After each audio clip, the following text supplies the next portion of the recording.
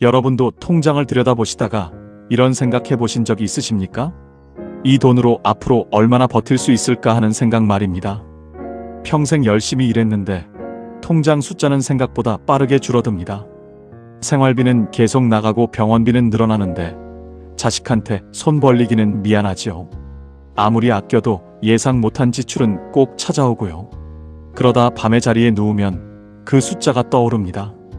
그리고 이런 생각이 드시죠? 조금만 더 벌어놔야겠다. 여러분, 아마 이런 경험 다 해보셨을 겁니다. 병원에 가야 하는데 비용이 걱정돼서 며칠 더 참아보신 적이 있으실 겁니다. 고장난 물건을 바꾸고 싶은데 다음 달 생활비를 생각하며 미뤄보신 적도 있으실 거고요. 자식한테 도움을 청하고 싶은데 부담될까봐 괜찮은 척 하신 적도 있으실 겁니다. 그럴 때는 몸보다 마음이 먼저 지칩니다. 아픈 것보다 돈이 없다는 사실이 더 서러울 때가 있어요. 그래서 우리는 계속 봅니다. 지금도 일을 하고 계신 분이라면 이 질문 하나만 드리고 싶습니다. 언제까지 하실 생각이십니까? 아마 답이 잘 안 나오실 겁니다. 저도 여쭤보고 많이 놀랐어요. 다들 이러세요. 몸 되는 데까지 해야지. 그 말이 무슨 뜻인지 아십니까? 끝이 정해져 있지 않다는 뜻입니다. 생각해보면 우리는 평생 그렇게 살았습니다. 20살에 벌기 시작했습니다. 결혼하고 더 벌었습니다. 애들 학교 보내느라 더 벌었습니다. 집 사느라 더 벌었고 애들 결혼시키느라 더 벌었습니다. 그렇게 50년을 벌었어요. 그런데 그동안 한 번이라도 이런 생각을 해보신 적이 있으십니까? 얼마를 모으면 이제 그만해도 되는 걸까? 없으셨을 겁니다. 우리는 버는 법은 배웠는데 멈추는 법은 안 배웠어요. 그래서 통장에 얼마가 있든 늘 부족한 것 같고 이른이 넘어서도 새벽에 눈이 떠지면 일단 나가고 보는 겁니다. 여기서 숫자를 하나 보겠습니다. 올해 나온 자료를 보면 우리나라 어르신들이 몇 살까지 일하고 싶어 하시는지 나옵니다. 평균 73살이었어요. 그 이유가 뭐였는지 아십니까? 일하는 게 즐거워서라고 답하신 분이 36%인데 생활비에 보태려고라고 답하신 분이 54%였습니다. 절반이 넘어요. 그리고 이런 숫자도 있습니다. 65 넘어서 일하고 계신 분이 우리나라는 38%인데 다른 선진국들 평균은 15%입니다. 우리가 2배가 넘어요. 그게 무슨 뜻인지 아십니까? 우리나라 어르신들이 세상에서 제일 오래 일하고 계신다는 뜻입니다.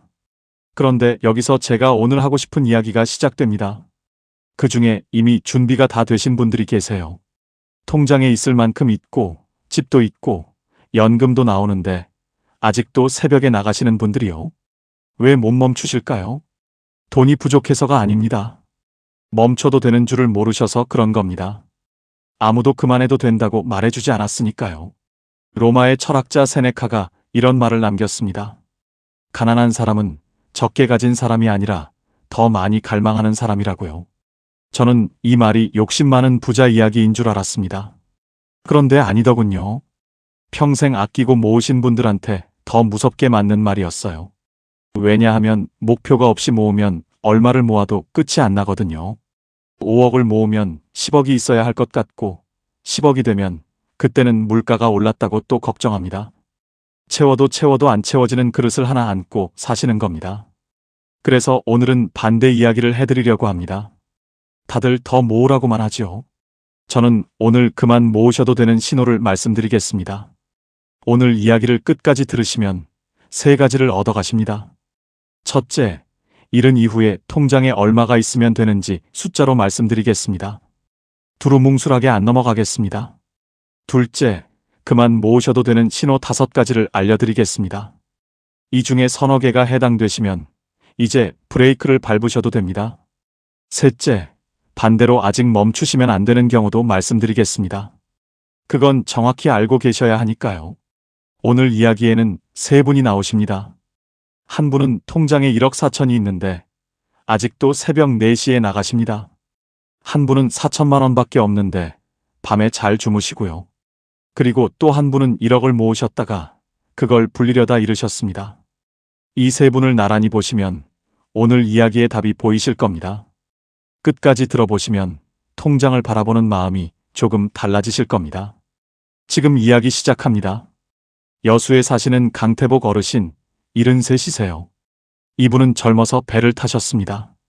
원양 어선을 8년 타시고 내려와서는 수산물 유통 일을 하셨어요. 아들 둘 딸 하나를 다 대학 보내셨습니다. 그런데 이분이 지금도 새벽 4시에 나가십니다. 수산시장에서 상자 나르고 얼음 채우는 일을 하세요.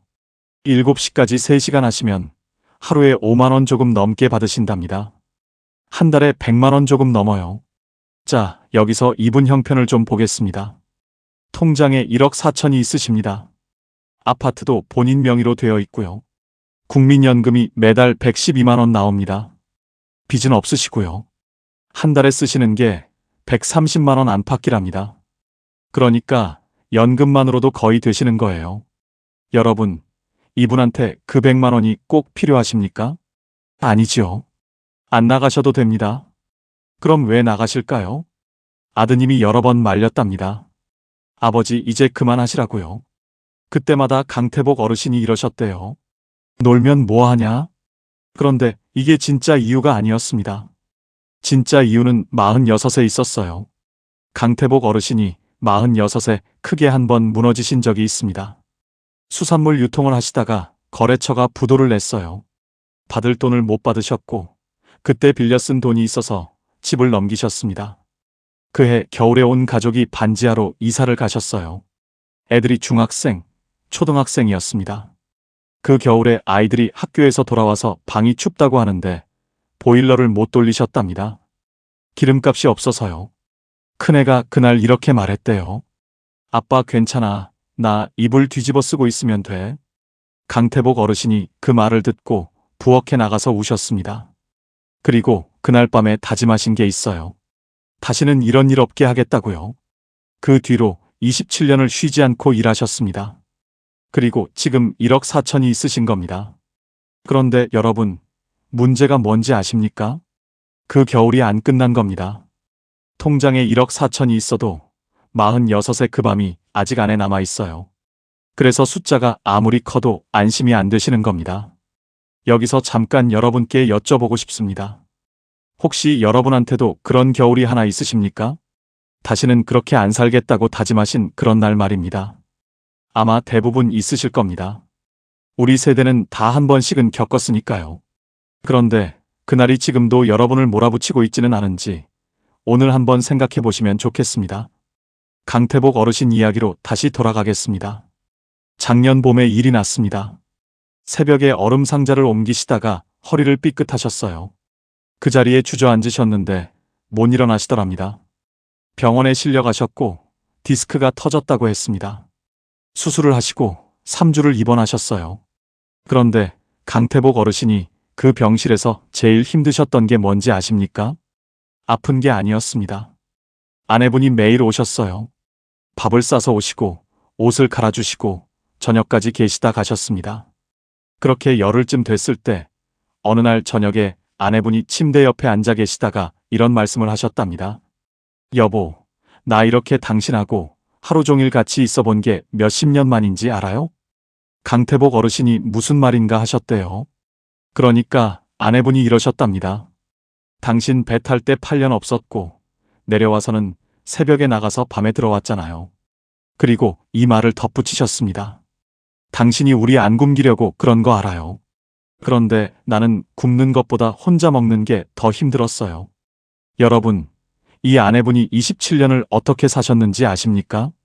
아침은 남편이 나간 뒤에 혼자 드셨습니다. 점심도 혼자 드셨고요. 저녁은 남편이 언제 들어올지 모르니까 차려놓고 기다리시다가 9시가 넘으면 혼자 드셨습니다. 그러다 나중엔 아예 안 기다리게 되셨대요. 그리고 아이들이 다 크고 나서는 온종일 말할 사람이 없으셨습니다. 그런데 이 이야기를 한 번도 남편한테 안 하셨어요. 왜냐하면 남편이 놀러 다니느라 없었던 게 아니잖아요. 우리 먹여 살리려고 나간 건데 어떻게 서운하다고 합니까? 그래서 27년을 삼키셨습니다. 그 말이 그날 병실에서 처음 나온 거예요. 강태복 어르신이 그날 밤에 잠을 못 주무셨답니다. 그리고 이런 생각을 하셨대요. 나는 우리 식구 안 굶기려고 27년을 뛰었는데 그동안 저 사람은 혼자 밥을 먹고 있었구나. 여러분, 저는 이 대목을 정리하면서 오래 앉아 있었습니다. 강태복 어르신이 잘못 사신 게 아니잖아요. 그 반지하에서 다시 올라오려면 그렇게 살아야 했습니다. 아무도 그분을 나무랄 수 없어요.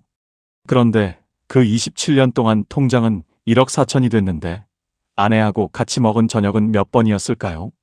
그리고 지금은 안 그러셔도 되는데 몸이 기억하고 있어서 계속 새벽에 나가시는 겁니다. 자, 여기서 강태복 어르신이 이미 갖추고 계신 걸 정리해 보겠습니다. 오늘 말씀드릴 5가지 신호 중에 3개가 여기 나옵니다. 첫째, 사는 집이 안정되어 있는 것입니다. 이게 제일 큽니다. 노후 지출에서 제일 큰 게 주거비거든요. 내 집이 있으시면 이 항목이 통째로 빠집니다. 그런데 여기서 오해하시면 안 되는 게 있어요. 꼭 자기 집이어야 하는 건 아닙니다. 오래 사실 수 있는 임대주택도 마찬가지예요. 중요한 건 소유가 아니라 안 쫓겨나는 겁니다. 둘째, 매달 끊기지 않고 들어오는 돈이 있는 것입니다. 강태복 어르신은 연금이 112만 원 나오시죠? 셋째, 빚이 없는 것입니다. 1억이 있어도 빚이 5천이면 실제로는 5천이거든요. 강태복 어르신은 이 3가지가 다 되십니다. 그런데도 못 멈추셨어요. 왜냐하면 신호를 갖추는 것하고 그걸 인정하는 건 다른 일이기 때문입니다. 이제 2번째 분 이야기를 하겠습니다. 목포에 사시는 서말려 어르신 77이세요. 이분은 평생 식당 주방에서 일하셨습니다. 남편은 40에 가셨고 딸 하나를 혼자 키우셨어요. 그럼 이분 통장에 얼마가 있는지 아십니까? 4천만 원입니다. 오늘 제가 말씀드린 1억에 한참 못 미치죠. 그런데 이분이 밤에 잘 주무십니다. 그런데 이분도 처음부터 이러셨던 게 아니에요. 서말려 어르신은 68까지 주방에서 일하셨습니다. 그때 무릎이 이미 다 상해 있으셨어요. 하루 10시간을 서서 하는 일이거든요. 저녁에 집에 오시면 무릎에 파스를 붙이고 주무셨답니다. 딸이 몇 번을 그만하시라고 했는데 안 들으셨어요. 왜냐하면 이분한테도 겨울이 있었거든요. 남편 가시고 딸이 6살이었습니다. 그때 쌀이 떨어진 적이 있으셨대요. 그날 이웃집에서 얻어오셨는데 그 문 앞에 서 있던 게 평생 안 잊히시더랍니다. 그래서 그 뒤로 30년을 주방에 서 계셨어요. 그런데 68 되던 해에 딸이 결혼을 했습니다. 결혼식이 끝나고 패백을 하는데 딸이 절을 하다 말고 어머니 손을 잡더랍니다. 그리고 이렇게 말했대요. 엄마, 손이 왜 이래? 서말려 어르신 손이 다 갈라져 있었거든요. 주방 세제에 30년을 담근 손이니까요. 그러더니 딸이 이러더랍니다. 엄마, 나 이제 시집 갔으니까 엄마 손 좀 놔줘. 엄마 손 이렇게 만든 건 아잖아. 서말려 어르신이 그 자리에서 우셨답니다. 여러분, 여기서 하나 여쭙고 싶습니다. 자식이 이런 말을 하면 여러분은 어떻게 대답하시겠습니까? 대부분 이러실 겁니다. 무슨 소리야? 엄마 아직 괜찮아? 서말려 어르신도 그러셨대요. 그런데 그날 밤에 집에 와서 손을 한참 들여다보셨답니다. 그리고 처음으로 이런 생각을 하셨대요. 내가 이 손으로 얼마를 더 벌어야 하나? 그 답이 없더랍니다. 그날 처음 아신 거예요. 목표가 없었다는 걸요. 그래서 그 해에 주방일을 그만두셨습니다. 30년 만에요. 그럼 지금 어떻게 사시는지 보겠습니다. 사시는 데는 영구 임대 아파트예요. 임대료가 월 5만 원이 안 됩니다. 그러니까 쫓겨날 일도 없고 주거비가 거의 안 들지요. 매달 들어오는 건 기초연금 35만 원에 딸이 보내주는 30만 원, 그리고 주민센터에서 소개해준 일자리로 29만 원. 합쳐서 94만 원입니다. 이 일자리는 하루 3시간, 일주일에 3번이라 무릎에 무리가 안 가요. 통장 4천만 원 중에 2천만 원은 아플 때 쓸 돈으로 따로 떼어두셨습니다. 빚은 없으시고요. 한 달에 쓰시는 게 80만 원 안팎이랍니다. 자, 여기서 4번째 신호가 나옵니다. 아플 때 쓸 돈이 따로 있는 것입니다. 생활비 통장 말고 따로요. 2천만 원 정도면 넉넉하고 500만 원부터 시작하셔도 괜찮습니다. 중요한 건 액수가 아니라 그게 따로 있다는 사실이에요. 같이 두면 반드시 새어나갑니다. 그리고 여기서 우리가 진짜 알아야 할 게 나옵니다. 서말려 어르신은 들어오는 게 94만 원인데 나가는 게 80만 원이에요. 그러니까 통장 4천만 원은 그대로 있습니다. 오히려 조금씩 늘어요. 반면에 통장에 2억이 있는데 나가는 게 150만 원이고 들어오는 게 80만 원인 분은 어떻게 되겠습니까? 매달 70만 원씩 줄어드는 걸 보셔야 합니다. 어느 쪽이 밤에 잠이 잘 오시겠습니까? 그러니 통장 숫자만 보지 마시고 이 두 개를 비교해 보셔야 합니다. 오늘 딱 하나만 해보시면 좋겠어요. 종이에 두 개만 적어 보십시오. 한 달에 나가는 돈, 그리고 한 달에 들어오는 돈. 이 두 숫자만 비교해 보시면 지금 여러분이 어느 쪽인지 바로 아십니다. 서말려 어르신이 이렇게 말씀하셨어요. 돈은 없는데 아쉬운 건 없어요.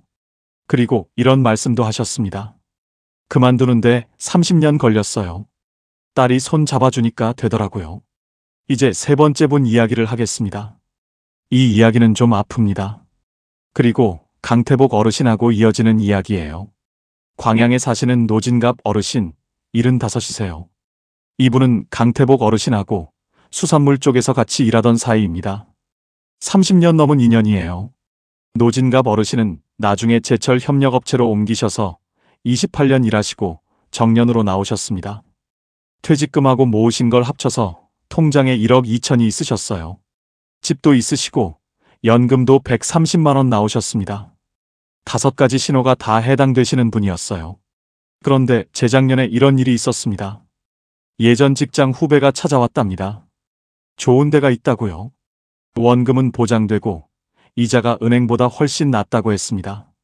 서류도 그럴듯했고 다른 사람들도 이미 넣었다고 했어요. 그런데 이 후배가 강태복 어르신한테도 갔었습니다.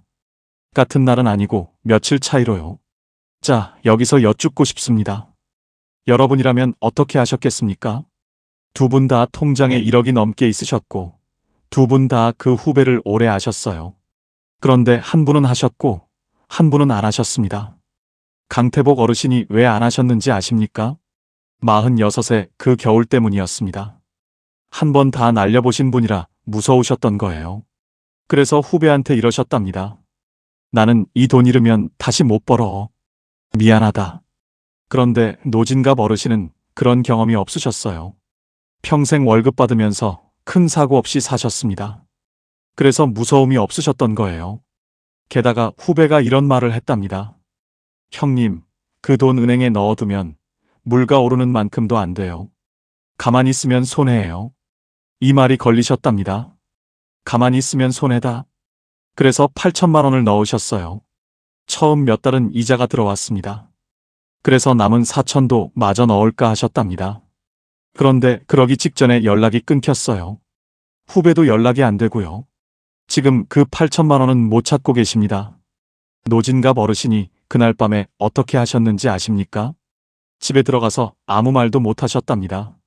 아내분이 저녁을 차려놓고 기다리고 계셨는데 밥을 뜨는데 손이 떨리시더래요. 그래서 배가 안 고프다고 하시고 방에 들어가셨습니다. 그리고 그날부터 지금까지 아내분한테 말을 못하고 계십니다. 2년째예요. 통장을 안 보여주시고 아내분이 물으면 그냥 있다고 하십니다. 그리고 요즘 75세 아파트 경비 자리를 알아보고 계세요. 나이 때문에 잘 안 되시고요. 강태복 어르신이 그 이야기를 나중에 들으셨습니다. 그리고 노진갑 어르신을 찾아가셨대요. 두 분이 소주를 한잔 하셨는데 노진갑 어르신이 그 자리에서 우셨답니다. 강태복 어르신이 뭐라고 하셨는지 아십니까? 나무라지 않으셨어요. 이러셨답니다. 형수한테 말해. 그거 혼자 지고 가면 자네가 먼저 무너져. 여러분, 여기서 우리가 꼭 알아야 할 게 있습니다. 젊을 때 잃은 돈은 다시 벌 시간이 있습니다. 그런데 70 넘어서 잃은 돈은 다시 못 채웁니다. 이게 결정적인 차이예요. 그러니까 잃은 이후에 돈에 관해서 제일 중요한 일은 불리는 게 아니라 지키는 겁니다. 그리고 하나만 기억하시면 좋겠습니다. 원금이 보장되면서 이자가 높은 건 이 세상에 없습니다. 그 두 개는 같이 못 갑니다. 그런 말을 하는 사람이 있으면 그 자리에서 일어나시면 돼요. 아무리 가까운 사람이 하는 말이어도 하루는 미루십시오. 진짜 좋은 거라면 하루 미룬다고 안 사라집니다. 그리고 여기서 5번째 신호가 나옵니다. 오늘 제일 중요한 겁니다. 더 모아도 그 돈을 어디에 쓸지 정해져 있지 않은 것입니다. 무슨 뜻이냐면요. 지금 모으고 계신 그 돈, 어디에 쓰실 겁니까? 이 질문에 답이 나오시면 계속 모으셔도 됩니다. 손주 학비에 보태려고, 아니면 요양원 갈 때 쓰려고. 목적이 있으면 그건 준비예요. 그런데 답이 안 나오시면요. 그냥 불안해서 모으고 계신 겁니다. 노진갑 어르신이 왜 그 돈을 넣으셨을까요? 그 8천만 원을 어디에 쓰실 계획이 있으셨던 게 아닙니다. 그냥 가만히 있으면 손해라는 말이 걸리셨던 거예요. 목적 없는 돈은 그렇게 흔들립니다. 반대로 목적이 있는 돈은 안 흔들려요. 서말려 어르신 통장에 있는 그 2천만 원은 아플 때 쓸 돈이라고 이름이 붙어 있잖아요. 그러니까 누가 뭐라고 해도 안 움직입니다. 자, 이제 정리해 드리겠습니다. 오늘 말씀드린 5가지 신호를 손가락으로 짚으면서 세어보셔도 좋겠습니다. 하나, 사는 집이 안정되어 있다. 둘, 매달 끊기지 않고 들어오는 돈이 있다. 셋, 빚이 없다. 넷, 아플 때 쓸 돈이 따로 있다. 다섯, 더 모아도 쓸 때가 정해져 있지 않다. 몇 개나 되십니까? 4개 이상 되시면 이제 그만 모으셔도 됩니다. 브레이크를 밟으셔도 돼요. 3개쯤 되시면 조금만 더 하시면 됩니다. 2개 이하시면 아직은 좀 더 준비하셔야 하고요. 그리고 아까 말씀드린 1억이라는 숫자, 왜 1억인지 짧게 계산해 드리겠습니다. 국민연금연구원 조사를 보면 혼자 사실 때 기본 생활에 한 달 140만 원 정도가 필요하다고 나옵니다. 여기서 매달 들어오는 게 100만 원쯤 되시면 모자라는 게 40만 원이에요. 1년이면 480만 원, 20년이면 9,600만 원입니다. 여기에 아플 때 쓸 돈을 더하면 1억이 조금 넘어요. 그러니까 1억은 하늘에서 떨어진 숫자가 아니라 이렇게 나오는 겁니다. 그런데 이건 집이 있으신 걸 전제로 한 숫자예요. 월세를 내셔야 하면 이야기가 달라지고, 반대로 서말려 어르신처럼 주거비가 거의 안 드시면 4천만 원으로도 되는 겁니다. 그러니 1억이라는 숫자에 매이지 마시고 5가지 신호로 판단하시면 좋겠습니다. 그럼 아직 멈추시면 안 되는 경우도 말씀드리겠습니다. 첫째, 월세나 전세로 사시면서 주거가 불안하신 경우입니다. 이건 반드시 먼저 해결하셔야 해요. 둘째, 빚이 남아 있으신 경우입니다. 셋째, 배우자분이 아프시거나 앞으로 간병이 필요하실 것 같은 경우입니다. 요양병원은 한 달에 200만 원 안팎이 들어가거든요. 이 3가지 중에 해당되시면 지금 멈추시면 안 됩니다. 다만 이때도 몸을 상해가면서 하시라는 말씀은 아니에요. 강태복 어르신처럼 허리가 터지면 그 치료비가 벌던 돈보다 큽니다. 그리고 이런 생각 드신 분 계실 겁니다. 그럼 일을 그만두면 뭘 하고 사나? 좋은 질문입니다.